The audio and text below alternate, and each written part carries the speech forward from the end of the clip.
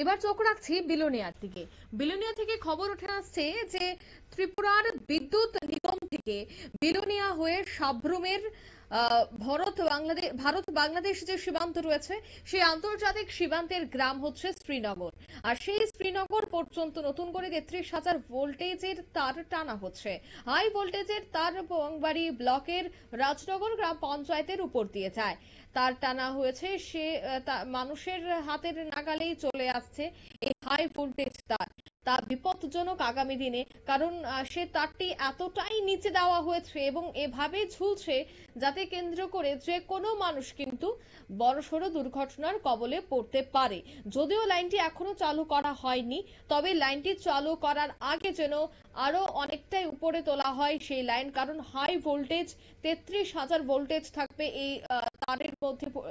আর এই তার যদি হাতের নাগালে থাকে তবে যে কোনো সময় যে কোনো দুর্ঘটনা ঘটতে পারে। তাই খুব দ্রুত যেন সে তার উপরে তোলা হয় সেই বিষয়ে কিন্তু এবার দাবি জানাচ্ছে স্থানীয়রা।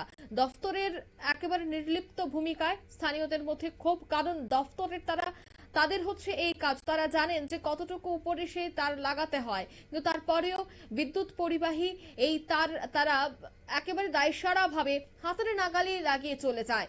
আর তাতেই কিন্তু ক্ষোভে ফুঁসছে এলাকাবাসীরা। কি বলছেন তারা, শোনাচ্ছি।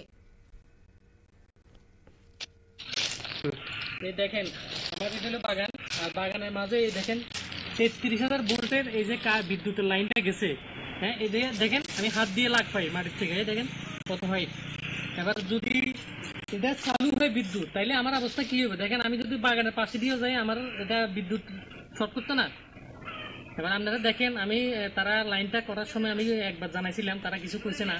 এখন আমার সমস্যা হবে পরবর্তীতে। এবার আপনারা দেখেন বিষয়টা, দেখেন আমার হাতে আছে লাইনটা।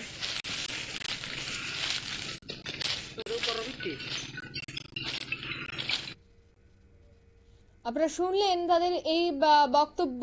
সাব্রুমের সীমান্ত গ্রাম রাজনগরের এই ঘটনা, দফতরের এই ভূমিকা নিয়ে তারা খুব উগরে গেছে এবং খুব দ্রুত যেন এই পরিস্থিতি ঠিক করা হয়, খুব দ্রুত যেন এই বিদ্যুৎ পরিবাহী তারটি সেখান থেকে খুলে আরো অনেকটাই উঁচুতে লাগানো হয়, সেই বিষয়ে তারা আজ দাবি জানিয়েছে। এখন দেখার বিষয় দফতর এই বিষয়টায় কর্ণপাত করে কিনা এবং এই বিষয়ে তারা কি সিদ্ধান্ত গ্রহণ করে।